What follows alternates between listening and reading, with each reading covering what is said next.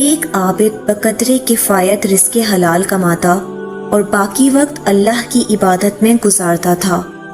ایک مرتبہ مسلسل کئی روز تک اسے کہیں بھی مزدوری نہ ملی اور فاقوں تک نوبت پہنچ گئی۔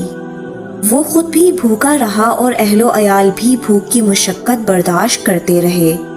جب معاملہ حد سے بڑھ گیا تو اس نے اپنی زوجہ سے کہا، کل میں مزدوری کے لیے جاؤں گا، تم دعا کرنا، اللہ تمام مخلوق کو رزق دینے والا ہے، وہ ہمیں بھی محروم نہیں رکھے گا۔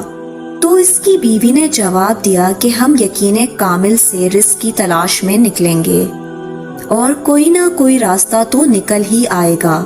صبح سویرے وہ شخص مزدوری کی تلاش میں نکلا اور باقی مزدوروں کے ساتھ جا کر بیٹھ گیا۔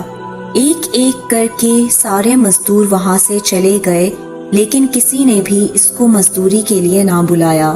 جب اس نے یہ حال دیکھا تو اس نے کہا کہ آج میں اپنے مالک حقیقی کی مزدوری کروں گا۔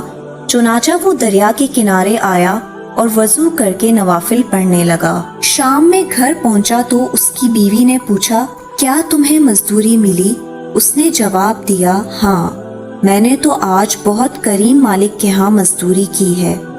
اس نے وعدہ کیا ہے کہ وہ مجھے بہت اچھا بدلہ دے گا۔ اگلے دن وہ پھر سے مزدوری کی تلاش میں نکلا اور وہیں بیٹھا رہ گیا اور کسی نے بھی اسے مزدوری کے لیے نہیں بلایا۔ وہ پھر سے دریا کے کنارے جا کر عبادت کرنے میں مصروف ہو گیا۔ شام میں جب گھر پہنچا تو اس کی بیوی نے پھر سے وہی سوال دہرایا، جس پر اس نے جواب دیا کہ آج میں پھر سے کریم مالک کے ہاں مزدوری کر کے آیا ہوں اور اس نے وعدہ کیا ہے کہ وہ مجھے بہت جلدی بہت اچھا بدلہ دے گا۔ یہ سن کر بیوی افسردہ ہو گئی، کیونکہ بچے بھوک سے بلک رہے تھے۔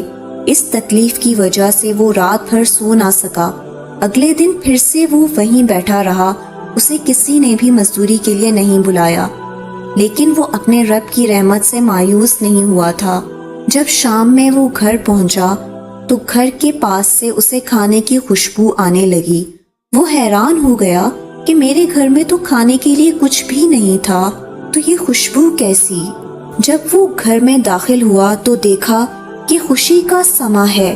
اس کی بیوی نے اسے بتایا کہ تمہارے مالک تو واقعی بہت کریم ہیں، ان کے کارندے آئے تھے اور وہ بہت زبردست اجرت دے کر گئے ہیں، درہم و دینار بھی دے کر گئے ہیں اور گھر کا دوسرا سامان بھی دیا ہے۔ دوستو، بے شک جب معاملات اللہ کے سپرد کر دیے جاتے ہیں تو ممکنات کے تمام راستے کھول دیے جاتے ہیں۔ تم اس پر یقین کی حد کر کے تو دیکھو، وہ معجزوں کی حد نہ کر دے تو کہنا۔